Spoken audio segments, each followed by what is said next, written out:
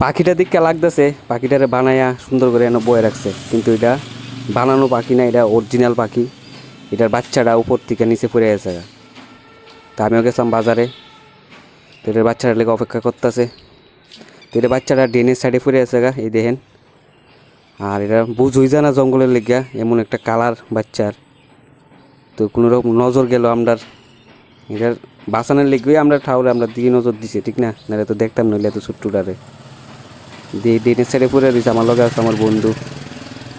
তো ভাবলাম মতো ওটা মরে আছে মনে পুরা না, দিয়ে গিতা ভালো করে সামনে গিয়া এটা জেতা আছে এখনো। তো অনেকক্ষণ চিন্তাধারা কইরা এটার কেমনি কিতা করি, লইতো লড়া দিতে যাইলে নি আবার জায়গা ডেনে বিতে পইরা। তো হ্যাঁ কইছে একটা বস্তা আছে, বস্তাটা ভিতরে লইয়া উপরে নিয়ে দিয়াই। এই দেখেন বস্তাটার মধ্যে ঢুকাইছি, ঢুকাইছেরা উপরে যেতেছি, উপরে দরজাটা লাগাই না।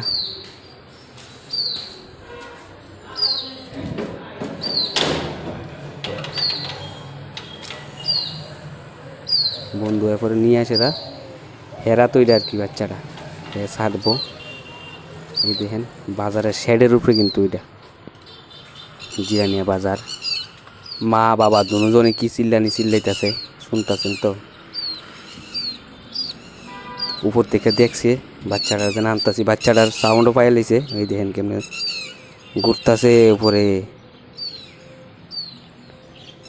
মা বাবার টান সব পশু পাখি হোক মানুষ হোক সবারই সেম থাকে, ঠিক না?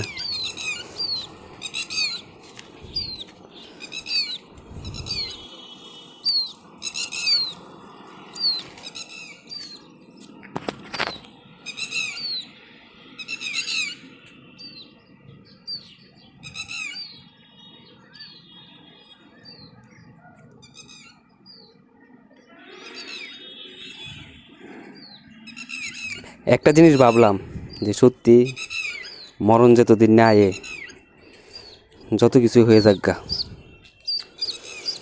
কোনো ভয় নেই।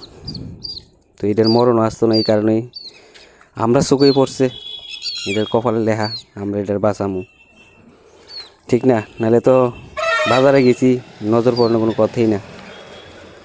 তো লাস্ট পর্যায়ে এটা ছাড়লাম। এই দেখেন বাচ্চাটা কত ছোট্ট, ওই কি দুধ দিছে। তো যাক, এটার মা বাবার পাইব ফিরে আবার, আর মা বাবা তারার বাচ্চারে ফিরে পাইব। তো